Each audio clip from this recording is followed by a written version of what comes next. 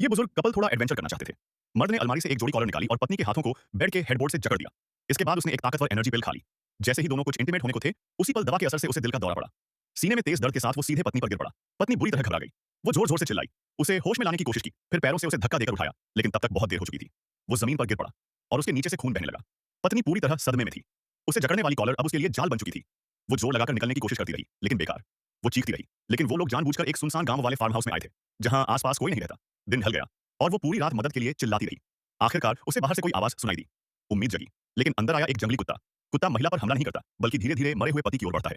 वो चिल्ला चिल्लाकर कुत्ते को भगाने की कोशिश करती है, पास रखी एक किताब उठाकर उस पर फेंकती है, लेकिन कुत्ता और भड़कता नहीं, उल्टा उसके पति की बांह से मांस नोचकर खाने लगता है।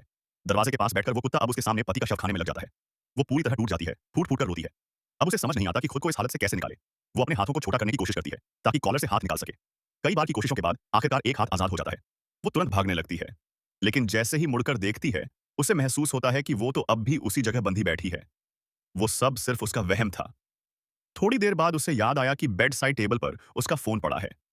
वो अपनी छोटी टांगों से खींचकर फोन की तरफ बढ़ती है, लेकिन बहुत कोशिश के बाद भी फोन तक नहीं पहुंच पाती। थकी हुई, प्यास से बेहाल, उसे याद आता है कि पास में एक ग्लास पानी रखा है। वो धीरे से लकड़ी की पट्टी को ऊपर उठाती है, ताकि ग्लास लुढ़क कर उसकी ओर आए। ग्लास तो हाथ में आ गया, लेकिन हाथ बंधे होने के कारण वो पानी पी नहीं पा रही थी। उसने दिमाग लगाया, पास ही टंगी एक टैग को उठाया और उसे स्ट्रॉ की तरह रोल कर लिया। अब जाकर कुछ घूंट पानी नसीब हुए। बाकी पानी उसने संभाल कर लकड़ी पर रख दिया। पता नहीं फिर कब मिलेगा। अचानक वही जंगली कुत्ता फिर आ गया और फिर से पति की लाश पर टूट पड़ा।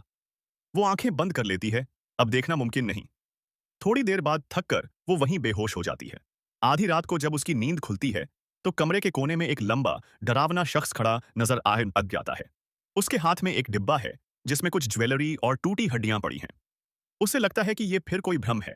वो खुद को यकीन दिलाती है और फिर सो जाती है। सुबह जब फिर उठती है, उसका पूरा शरीर सुन्न हो चुका होता है। इतनी देर से एक ही पोजीशन में पड़ी रहने से उसकी नसें काम नहीं कर रही थीं।